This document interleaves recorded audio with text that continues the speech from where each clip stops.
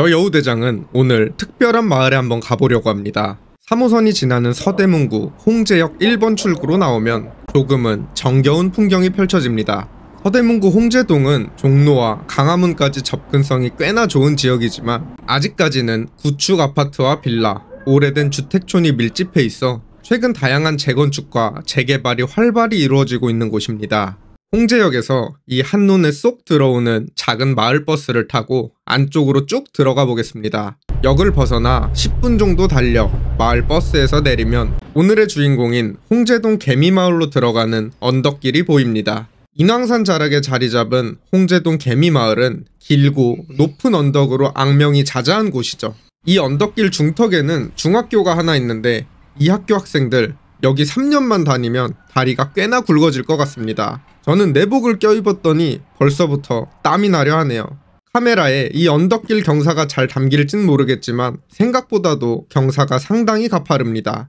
약 40도 정도는 되는 것 같은데 여기서 눈을 뭉쳐서 한번 굴려보겠습니다.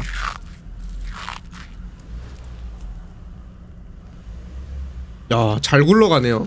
눈이 조금이라도 내리면 차를 타고 다닐 엄두는 도저히 못 낼 것 같습니다. 이후로도 언덕을 한참 올라선 뒤에야 드디어 개미마을에 들어섰습니다. 이 마을 중앙에는 4m 폭 도로가 거대한 줄기처럼 쭉 뻗어 있고 여기에 더해 셀 수도 없이 많은 골목길들이 잔가지처럼 이어져 있습니다. 사람 한 명 겨우 지나다닐 수 있는 이 좁은 골목길 사이사이에는 무허가 건축물들이 질 위에 있죠.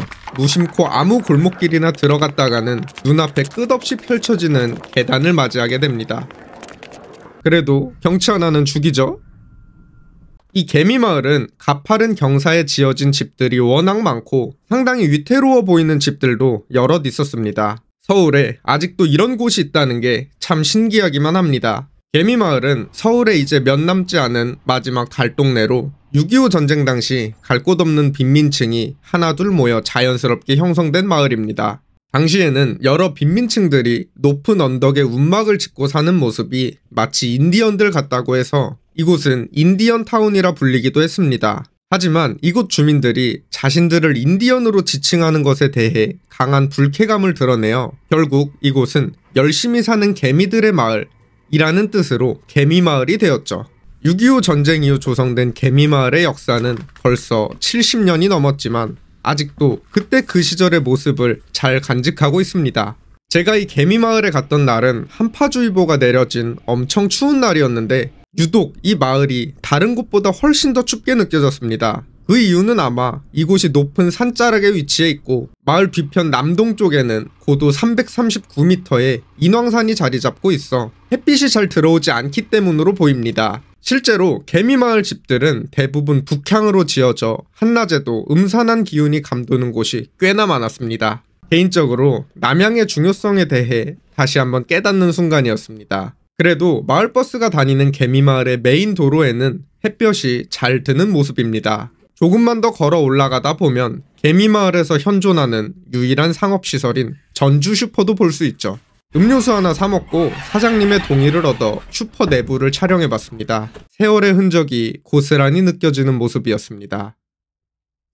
사실 이 개미마을은 원래 서울에서도 아는 사람만 아는 비밀스러운 마을이었지만 지난 2023년 MBC 프로그램 나 혼자 산다에서 아나운서 김대호 씨가 퇴직금으로 이곳 주택을 구매한 것이 소개되면서 한때 반짝 주목받기도 했습니다. 그러나 마을 전체적으로 보면 김대호 아나운서의 집처럼 살만한 가구나 신축 주택은 극히 드물고 대부분의 세대는 엄청나게 노후된 집에서 열악하게 살아가고 있는 실정입니다. 실제로 이곳 주민들은 대부분 기초생활수급자나 노인층으로 구성되어 있습니다.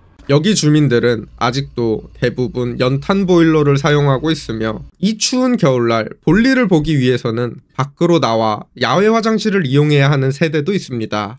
이건 지나가던 주민분께 들은 이야기인데 이렇게 다 쓴 연탄재를 봉투에 담아 밖에 모아두면 연탄재를 수거해가는 사람이 수거해간다고 합니다. 이렇게 열악한 환경에 더불어 마을 자체가 높은 산자락에 자리 잡고 있다 보니 여름철에는 산사태가 일어나기 쉽고 겨울철에는 그야말로 얼음 골짜기가 되어 빙판길 사고도 발생하기 쉬운 곳입니다. 언덕 아래부터 마을 정상까지 올라가는 데만 도보로 20분이 걸렸습니다. 이 마을 정상까지 버스가 다니는데 버스를 타고 내려가는 길에 버스 기사님께 양해를 구하고 촬영을 진행할 수 있었습니다. 안녕하세요.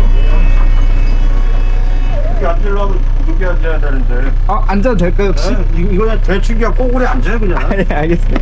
감사합니다. 아야. 그냥 구부려서 대충. 네. 아야 하지만 찍으면 되니까. 네.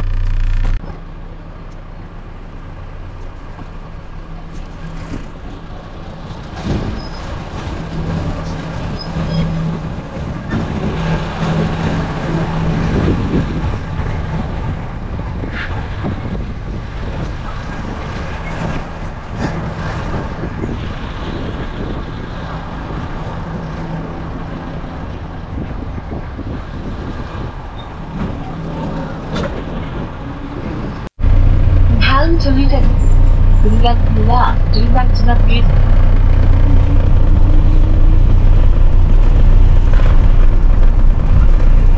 어떻게 거기서 내릴 거예요? 그 언덕 끝나는 데서 내려도 될까요? 여기 알아오셔서 산다. 홍제동 개미마을은 낙후된 건물들로 인해 2000년대부터 재개발에 대한 이야기가 수도 없이 나왔지만 주민들의 의견 충돌과 낮은 사업성으로 인해 매번 무산되었죠. 그러던 2024년 10월 서울시의 신속통합기획 재개발 추진구역으로 선정되면서 현재는 재개발이 확정된 상태입니다.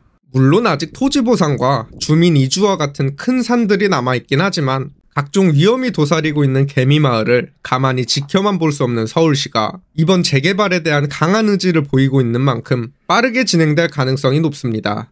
겉모습은 이래도 누군가에게는 여전히 따뜻한 보금자리인 홍제동 개미마을은 이제 곧 역사 속으로 사라지게 됩니다.